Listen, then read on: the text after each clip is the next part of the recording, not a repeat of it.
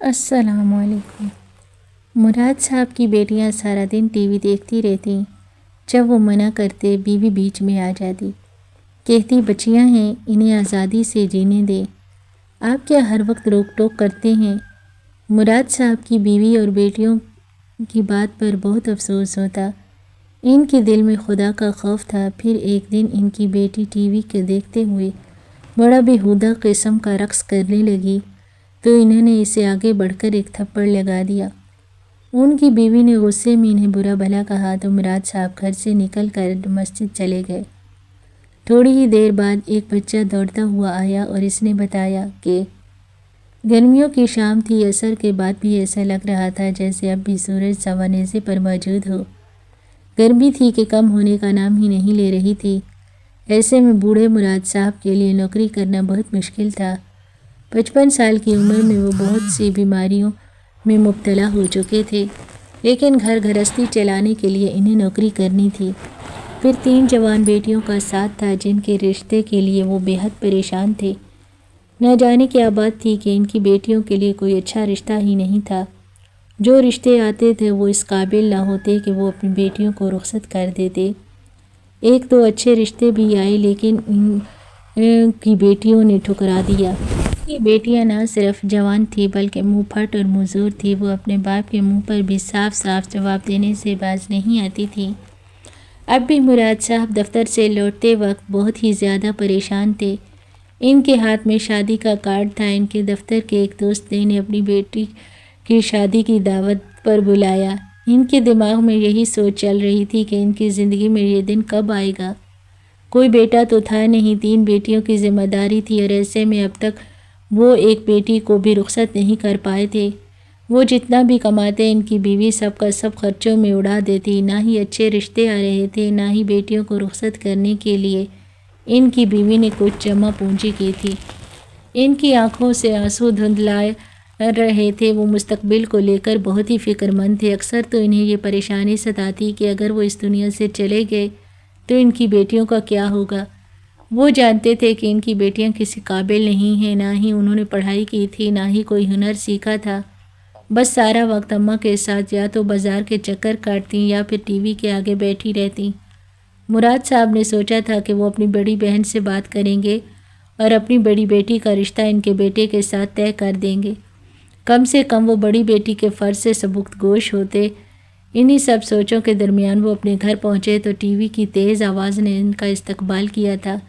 مراد صاحب کو T V سے سخت نفرت تھی لیکن بیٹیوں کے آگے وہ خاموش ہو جاتے۔ اب بھی مراد صاحب نے زور سے سلام کیا لیکن ان کی بیٹیاں ٹی وی میں اس قدر محو تھی کہ انہیں باپ کے سلام کی آواز بھی سنائی نہیں دی۔ گھر کا حال بہت برا تھا، ہر چیز بے ترتیب پڑی تھی۔ بیٹیاں بس ٹی وی پر نظر جمائے بیٹھی تھیں۔ مراد صاحب نے ایک نظر پورے گھر پر ڈالی اور انہیں یہ دیکھ کر بہت افسوس ہوا کہ 3 جوان بیٹیوں کے ہوتے ہوئے بھی گھر کسی کباڑ خانے کا منظر پیش کر رہا تھا۔ وہ تھک ہار کر کرسی پر بیٹھ گئے۔ کسی نے ان سے پانی تک نہیں پوچھا تھا۔ ان کا سارا وجود پسینے سے شرابور ہو گیا تھا۔ چند پیسے بچانے کی خاطر وہ بہت دور سے پیدل چلتے ہوئے گھر آیا کرتے تھے۔ کچھ دیر سانس لینے کے بعد وہ پانی پی کر کمرے میں گئے تو وہاں ان کی بیوی اپنے موبائل فون میں مصروف تھی۔ مراد صاحب نے بیوی کو سلام کیا تو بغیر ان کا چہرہ دیکھے ہی بیوی نے سلام کا جواب دیا۔ وہ فون میں ہی مصروف رہی تھی۔ مراد صاحب گھر کے اس ماحول سے تنگ آ چکے تھے۔ نہ بیٹیوں کو کسی بات کا ہوش تھا، نہ ہی بیوی کو۔ مراد صاحب بستر پر لیٹ گئے اور باہر سے آتی آوازوں کو نظر انداز کرنے لگے، حالانکہ یہ آوازیں انہیں بہت تکلیف پہنچا رہی تھی۔ مراد صاحب ایک نیک آدمی تھے، 5 وقت کے نمازی تھے، انہیں اس طرح کی چیزیں پسند نہیں تھیں۔ کچھ دیر بعد مغرب کی اذان سنائی دی تو مراد صاحب نے بیٹیوں کو آواز دی اور کہنے لگے کہ ٹی وی کی آواز کم کرو، لیکن بیٹیاں نہ جانے کون سا ڈرامہ دیکھ رہی تھیں، انہوں نے ذرا بھی آواز کم نہیں کی۔ وہ غصے میں اٹھ کر کمرے سے نکلے اور ریموٹ اٹھا کر انہوں نے جیسے ہی ٹی وی کی آواز بند کی تو ان کی چھوٹی بیٹی بدتمیزی سے کہنے لگی، ابا کیا مسئلہ ہے آپ کو؟ اتنا اچھا سین چل رہا تھا، سب خراب کر دیا۔ مراد صاحب نے نرمی سے کہا، بیٹی اذانیں ہو رہی ہیں، اذان کا احترام کرو۔ لیکن ان کی بیٹی ان کے ہاتھ سے ریموٹ چھین چکی تھی اور اس طرح اس نے باپ کو نظر انداز کیا تھا جیسے وہ موجود ہی نہ ہو۔ اس کی یہ حرکت مراد صاحب کو بہت بری لگی، لیکن وہ جوان ہوتی بیٹیوں کے ساتھ زیادہ سختی نہیں کرنا چاہتے تھے، اسی لیے وہ کمرے میں آئے اور اپنی بیوی سے کہنے لگے، کچھ دھیان تو دیا کرو، سارا وقت ہماری بیٹیاں ٹی وی میں لگی رہتی ہیں، کم از کم اذانوں کا احترام تو کریں۔ مراد صاحب کی بیوی نے فون پر سے نظر ہٹا کر ایک نظر ان پر ڈالی اور کہنے لگی، نماز کا ٹائم ہو رہا ہے، آپ مسجد جائیں، ہر وقت گھر میں شور شرابہ نہ کیا کریں۔ بجائے بیٹیوں کو سمجھانے کی ان کی بیوی نے انہیں ہی گھر سے جانے کا کہہ دیا۔ مراد صاحب نے ایک افسوس بھری نظر بیوی پر ڈالی اور ٹوپی لگا کر نماز کے لیے گھر سے نکل گئے۔ نماز کے بعد دعا میں ہاتھ اٹھائے تو پھوٹ پھوٹ کر رونے لگے۔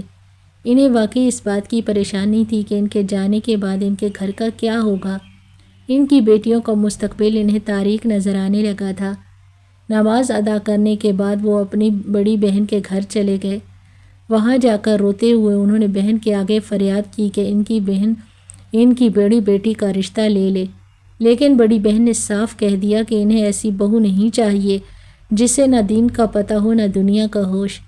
بڑی بہن نے صاف صاف کہہ دیا کہ آپ کی بیٹیاں نہ پڑھی لکھی ہیں، نہ انہیں گھرداری آتی ہے، نہ دیندار ہیں، میں ایسی لڑکی کو کیسی اپنی بہو بنا لوں؟ مجھے اپنے گھر کا سکون برباد نہیں کرنا۔ ویسے تو ان کی بڑی بہن بہت اچھی تھی، لیکن اس کی بات اپنی جگہ ٹھیک تھی، اس لیے مراد صاحب خاموش ہو گئے اور واپس گھر لوٹ آئے۔ رات کے 11 بجے وہ سونے کے لیے لیٹے، تب بھی گھر میں ٹی وی کی آواز پورے زور سے گونج رہی تھی۔ پھر اسی طرح رات کے 1 بجے تک وہ کچی پکی نیند میں کروٹیں بدلتے رہے، لیکن ٹی وی کی آواز کم نہ ہوئی۔ ان کی بیٹیاں ساری ساری رات جاگتی اور آدھا آدھا دن سوتی تھیں۔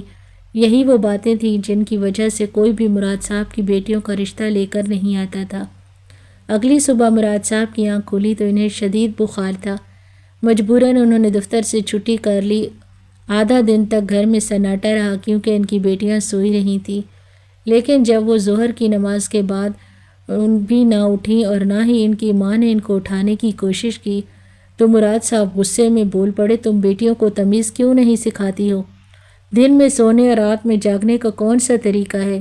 میں بیٹیوں کی شادی کو لے کر پریشان ہوں، تم نے بھی کچھ جمع جوڑ نہیں کیا، ہماری بیٹیوں کا کیا بنے گا؟ مراد صاحب کی بیوی نے ایک نظر ان پر ڈالی اور کہنے لگی، ہماری بچیاں ہم پر بوجھ نہیں ہیں، اور آج کل کے دور میں تو ہر گھر میں ایسی ہی روٹین ہوتی ہے، آپ پتہ نہیں کیوں چھوٹی چھوٹی باتوں پر اتنا شور کرتے ہیں، جا کر آرام کریں، آپ کو میں کمرے میں کھانا لا دوں گی۔ آپ گھر میں ہیں تو اس کا مطلب یہ نہیں کہ بچیوں کے پیچھے ہی پڑ جائیں، انہیں آزادی سے ان کی زندگی جینے دیں۔ مجھے اچھی طرح معلوم ہے یہ سب باتیں آپ کو آپ کی بڑی بہن سکھاتی ہیں، کل بھی آپ اس کے گھر جا کر آئے تھے نا، اب آ کر آپ نے ہمیں سنانی شروع کر دی۔ ان کی اپنی بیٹیاں کیا کرتی پھرتی ہیں انہیں اس کی تو خبر نہیں، میری بیٹیوں کو برا کہتی ہے۔ ان کی بیوی نے الٹا انہیں ہی برا کہہ دیا تھا اور پھر خاموش ہو گئے تھے۔ جانتے تھے کہ زیادہ کچھ کہیں گے تو نیا جھگڑا کھڑا ہو جائے گا۔ شروع میں وہ بیوی پر بہت روک ٹوک لگاتے تھے، اسے صحیح غلط سمجھاتے تھے، اسی وجہ سے بار بار ان کی بیوی میکے جا کر بیٹھ جاتی۔ بیٹیاں پیدا ہوئی تو مراد صاحب کی اماں نے سمجھایا کہ اس طرح بار بار بیوی کو گھر چھوڑ کر جانا ٹھیک نہیں، بیٹیوں پر برا اثر پڑتا ہے، تم ہی کچھ صبر کر لو۔ پھر اس دن کے بعد سے مراد صاحب پوری طرح خاموش ہو گئے تھے۔ اس بات کا ان کی بیوی نے خوب فائدہ اٹھایا تھا، وہ پوری طرح اپنی منمانی کرنے لگی۔ کبھی کبھی تو مراد صاحب کو اس بات پر بہت افسوس ہوتا کہ انہوں نے ماں کی پسند کو ٹھکرا کر اپنی مرضی کی شادی کیوں کی تھی۔ دراصل ان کی اور میمونہ کی محبت کی شادی تھی۔ میمونہ ان کی محلے دار تھی، وہ بچپن سے ہی اسے دیکھتے آئے تھے، لیکن جب وہ جوان ہوئی تو مراد صاحب کے دل میں اتر گئی۔ مراد صاحب نے فیصلہ کیا تھا کہ وہ میمونہ سے شادی کریں گے۔ جب یہی بات انہوں نے اپنی والدہ کو بتائی تو وہ میمونہ کو پسند کرتے ہیں، اس سے شادی کرنا چاہتے ہیں، تو ان کی والدہ اور بہنوں نے صاف منع کیا، کہنے لگی وہ لڑکی خوبصورت ضرور ہے لیکن اس کی سیرت اچھی نہیں ہے، نہ ہی وہ دیندار گھرانے سے ہے اور نہ ہی ان کے گھر میں لڑکیوں کی کوئی تربیت ہے۔ مراد صاحب کی والدہ کے لیے لڑکی کا دیندار ہونا بہت ضروری تھا۔ انہوں نے مراد صاحب کے لیے لڑکی بھی پسند کر رکھی تھی، اس لیے بیٹے کو صاف لفظوں میں منع کرتے ہوئے وہ کہنے لگی، کسی کی بیٹی کا عیب نہیں نکالنا چاہیے، لیکن میمونہ اور اس کی بہنیں بہت ہی آوارہ قسم کی لڑکیاں ہیں، ہر وقت دروازے پر لٹکی رہتی ہیں۔ میمونہ بھی ہر وقت دروازے پر ہی کھڑی رہتی ہے، لیکن اس وقت جوانی کا زور تھا، مراد صاحب کو عشق چڑھا ہوا تھا۔ انہیں اپنی ماں بہنوں کی باتیں سمجھ نہیں آئی تھی۔ جب ماں نے بار بار سمجھانے کی کوشش کی تو انہوں نے کہا تھا کہ اماں جو بھی ہو میں نبھا لوں گا، اب بس میری شادی کروا دیں۔ اکلوتے بیٹے کی خواہش پر ماں نے خاموشی اختیار کرتے ہوئے میمونہ سے مراد صاحب کی شادی کروا دی۔ لیکن جیسے ہی دن گزرے میمونہ کے رنگ پوری طرح کھل کر سامنے آ گئے۔ وہ گھر کے کسی کام کو ہاتھ نہ لگاتی، بنا بات کے جھگڑا کرتی اور ہر وقت اسے بس گھر سے باہر جانے کی لگی رہتی۔ چند ہی مہینوں میں مراد صاحب کو اپنی غلطی کا احساس ہو گیا۔ مراد صاحب شروع سے ہی نمازی پرہیزگار تھے، لیکن میمونہ جمعہ کے دن کی نماز بھی پڑھنا گوارا نہیں کرتی تھی۔ ہر وقت ناخنوں پر نیل پالش لگی رہتی، میک اپ سے چہرہ بھرا ہوتا تھا اور کبھی چھت پر تو کبھی دروازے پر لٹکی نظر آتی۔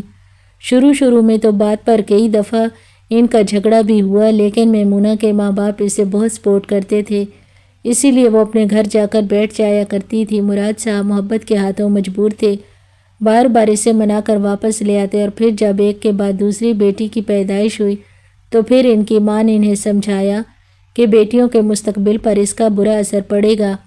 ماں باپ کی لڑائی بچوں کو بہت زیادہ متاثر کرتی ہے۔ پھر بیٹیوں کی وجہ سے وہ خاموش ہو گئے تھے، لیکن ہر گزرتے دن کے ساتھ ان کے گھر کے حالات خراب ہوتے چلے گئے۔ بوڑھی ماں گھر کا سارا کام کرتی اور اپنی پوتیوں کو بھی سنبھالتی۔ میمونہ کو تو اپنے سجنے سنورنے سے ہی فرصت نہیں تھی۔ یہ بیٹیاں بھی نہ جانے اس نے کیسے پیدا کر دیں، ورنہ اس کا بس چلتا تو وہ کبھی ماں بھی نہ بنتی۔ اس کے لیے اس کی خوبصورتی سے بڑھ کر کچھ نہیں تھا۔ جب ان کی ماں اپنے آخری وقت پر پہنچی تو وہ بستر پر پڑ گئی، اور انہی دنوں گھر کا سارا نظام درہم برہم ہو گیا۔ مراد صاحب کو اس بات کا اچھی طرح سے احساس ہو گیا کہ اب تک ان کا گھر ان کی ماں نے ہی سنبھالا ہوا تھا۔ ماں کا انتقال ہوا تو میمونہ نے اور بھی کھل کر منمانی شروع کر دی، نہ ہی بیٹیوں پر توجہ دیتی نہ ہی گھر پر۔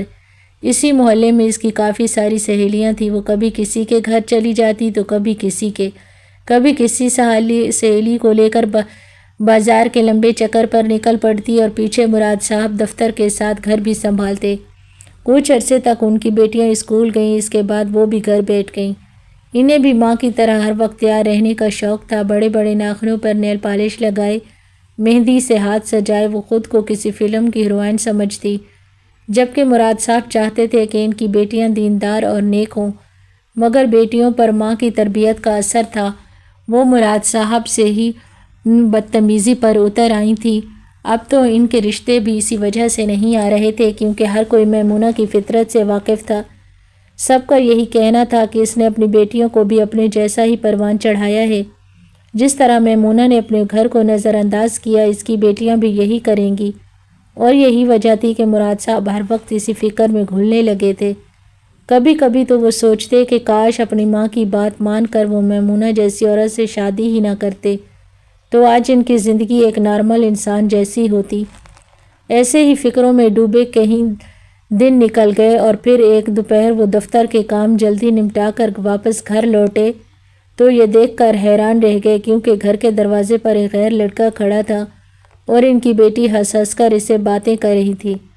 مراد صاحب کو دیکھتے ہی وہ لڑکا فوراً وہاں سے کھسک گیا، جبکہ ان کی بیٹی اندر دوڑی۔ وہ گھر میں داخل ہوتے ہوئے انہوں نے بیٹی کو بلایا اور پوچھا کہ وہ کون لڑکا تھا، وہ کس سے بات کر رہی تھی، لیکن بیٹی خاموش رہی، اس نے کوئی جواب نہ دیا۔ وہ سختی سے پوچھنے لگے تو ان کی بیوی آ گئی، کہنے لگی کیا بات ہے، گھر آتے ہی نہیں کہ ہنگامہ شروع کر دیتے ہیں، ہر وقت بیٹیوں سے پولیس انسپکٹر کی طرح تفتیش نہ کیا کریں۔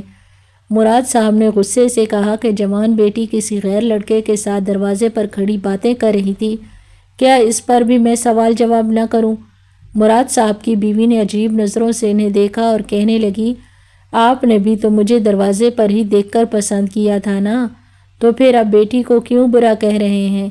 یہ عمر ایسی ہی ہوتی ہے، ہر لڑکی کو تیار ہونے کا شوق ہوتا ہے، میں بھی اپنی جوانی میں ایسی ہی تھی، اور آپ نے مجھے ایسے ہی پسند کیا تھا۔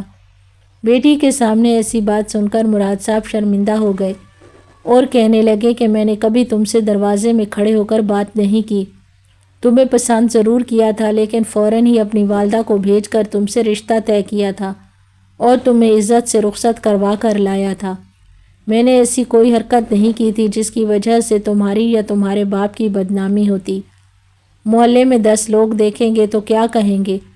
پھر سب سے پہلے تو میں یہ جاننا چاہتا ہوں کہ وہ لڑکا کون تھا جو بھری دوپہر میں ایسے ہمارے دروازے پر کھڑا تھا۔ مراد صاحب کی بیٹی کہنے لگی، ابا وہ میری دوست کا بھائی تھا، کسی کام سے آیا تھا، آپ نے تو بلا وجہ ہی ہنگامہ کھڑا کر دیا۔ اور پھر اماں کی شہ پر وہ ٹی وی کھول کر بیٹھ گئی۔ مراد صاحب نے غصے سے بیوی کو دیکھا اور کہنے لگے، تم ہی کچھ ہوش کر لو، میں پہلے ہی ان کے رشتوں کی طرف سے پریشان ہوں، یہ ایسی حرکت کریں گی تو کیا خاک ان کے رشتے آئیں گے؟ بیوی نے ایک نظر مراد صاحب پر ڈالی اور کہنے لگی، آپ ان کے رشتوں کی فکر نہ کریں، یہ اپنے لیے خود ہی لڑکے پسند کر لیں گی تو ہم انہیں رخصت کر دیں گے۔ ویسے بھی ماں باپ کی مرضی سے شادی کرنے کا دور نہیں رہا۔ ان کی بیوی خود تیار تھی، کہنے لگی، میں ذرا پچھلی گلی میں اپنی سہیلی کے گھر جا رہی ہوں، آپ بھی جا کر آرام کریں، آپ بیٹیوں کو کچھ کہنے کی ضرورت نہیں، جوان بچیوں کے پیچھے نہ لگا کریں۔ یہ کہہ کر وہ گھر سے نکل گئی تو مراد صاحب سوچنے لگے، کاش میں نے اپنے ماں باپ کی مرضی سے شادی کی ہوتی تو آج مجھے یہ دن نہ دیکھنا پڑتا۔ انہیں اب اس بات کا بہت زیادہ پچھتاوا تھا کہ اس وقت انہوں نے اپنی ماں کی بات کیوں نہیں مانی تھی۔ وہ جان گئے تھے کہ ان کی ماں ایک دور اندیش عورت تھی جس میں اس وقت انہیں سمجھ دینے کی کوشش کی تھی، لیکن اس وقت تو مراد صاحب کے دماغ پر محبت کا بھوت سوار تھا۔ یہی وجہ تھی کہ انہیں اپنی ماں کی کوئی بھی بات سمجھ نہیں آئی تھی۔ آج وہ پچھتا رہے تھے اور ان کے پاس واپسی کا کوئی راستہ نہیں تھا۔ وہ اپنے کمرے میں تنہا رہ گئے۔ باہر تینوں بیٹیاں زور و شور سے گانے چلا کر بیٹھی تھیں۔ مراد صاحب نے کچھ بھی نہ کہا، لیکن عصر کی اذانیں ہوئیں تو گانوں کی آواز کم نہ ہوئی۔ وہ کمرے سے نکلے اور یہ دیکھ کر ان کے قدموں تلے سے زمین نکل گئی کہ ان کی بڑی بیٹی تیز آواز میں گانے چلائے کسی بیہودہ قسم کے گانے پر بیہودہ رقص کر رہی تھی۔ کبھی وہ کمر مٹکاتی، کبھی سینہ دوپٹے سے بے نیاز تنگ لباس میں جوان بیٹی کا ایسا رقص کرتا دیکھ کر وہ شرم سے زمین میں گڑ گئے۔ آگے بڑھ کر انہوں نے ٹی وی بند کیا اور غصے سے کہنے لگے، یہ میرا گھر ہے، کوئی طوائف خانہ نہیں، تم تینوں کو شرم نہیں آتی؟ یہ سننا تھا کہ بیٹی بدتمیزی سے بولی، ابا آپ ایسا کریں مسجد میں ہی بستر لگا لیں، گھر نہ ہی آیا کریں، آپ کو ہر وقت بس لیکچر دینا آتا ہے۔ بیٹی کی بات سن کر مراد صاحب اسے سمجھانے کی کوشش کی، شریف گھرانوں کی لڑکیاں ایسی حرکتیں نہیں کرتی، اللہ تعالیٰ ناراض ہوتا ہے۔ لیکن مراد صاحب کی بیٹی نے ان کی ایک نہ سنی، کہنے لگی، اللہ مجھ سے ناراض ہوگا نا، آپ کو کیا ہے، آپ جائیں، جا کر مسجد میں بیٹھ جائیں۔ اس نے دوبارہ ٹی وی کھول دیا اور ان کے سامنے ہی رقص کرنے لگی۔ اسے یہ جیداری اس کی ماں سے ملی تھی۔ میمونہ بھی ایسی ہی تھی، غلطی کر کے وہ کبھی شرمندہ نہیں ہوتی تھی، بلکہ بڑی ڈھٹائی سے اپنی غلطی پر سینہ چوڑا کر کے گھومتی تھی۔ ان کی بڑی بیٹی نیلم نے بھی یہی کیا تھا۔ آنکھوں میں آنسو لیے انہوں نے گھر چھوڑا اور مسجد میں آ کر بیٹھ گئے۔ نماز پڑھتے وقت بھی ان کا گھر واپس جانے کا دل نہیں کر رہا تھا۔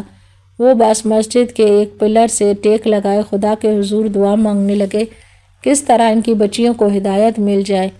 اتنے میں محلے کا ایک بچہ دوڑتا ہوا اور کہنے لگا، مراد صاحب جلدی سے گھر جائیں، آنٹی نے آپ کو بلوایا ہے۔ یہ سب سن کر مراد صاحب حیران ہوئے۔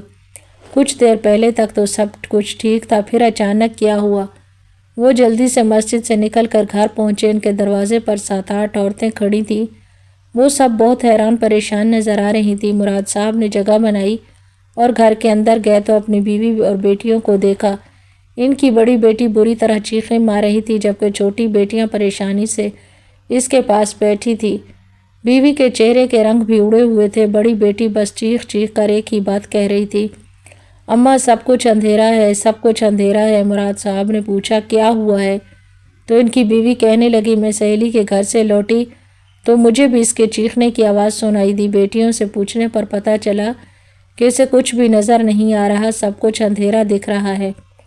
مراد صاحب نے پوچھا کہ آخر ہوا کیا تھا؟ چھوٹی بیٹیوں نے بتایا، رقص کرتے کرتے نیلم گر گئی تھی اور پھر اچانک سے ہی سے نظر آنا بند ہو گیا۔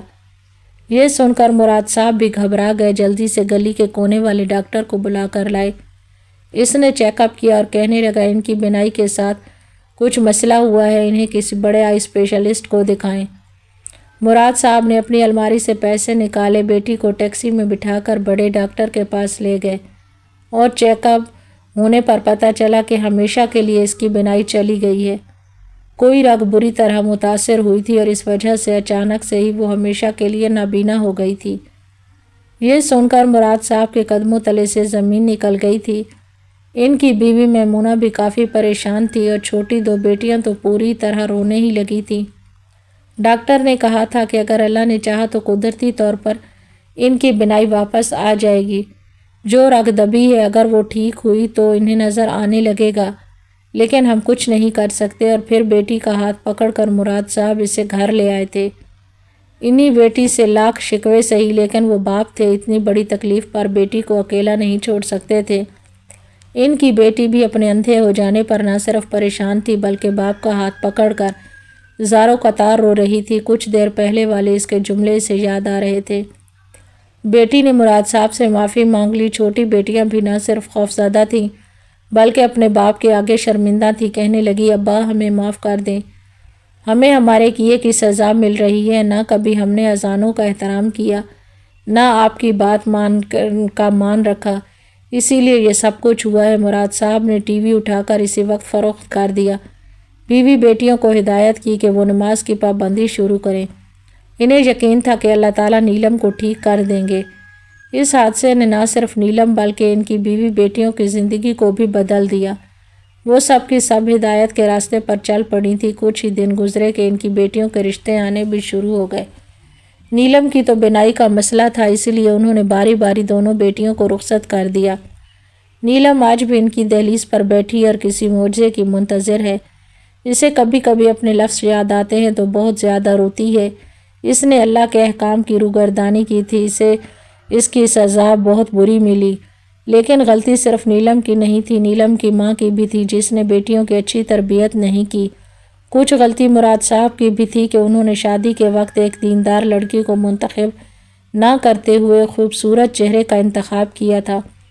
کہیں نہ کہیں اس معاشرے میں جو کچھ ہو رہا ہے اس سب میں سب کی ہی برابر کی غلطی ہے۔ اگر سب اپنے حصے کی غلطیاں سدھار لیں تو ایک دن سب کچھ ٹھیک ہو جائے گا۔ آج کی ہماری یہ کہانی آپ کو کیسی لگی؟ کمنٹ باکس میں اپنی رائے سے ضرور ہمیں آگاہ کریں۔ مزید اس طرح کی سبق آموز کہانیاں سننے کے لیے ہماری ویڈیو کو لائک کریں، اسے اپنے دوستوں کے ساتھ شیئر کریں اور ہمارے اس چینل کو ضرور سبسکرائب کیجیے گا۔ ملتے ہیں ایک اور بہترین کہانی کے ساتھ۔ اللہ حافظ۔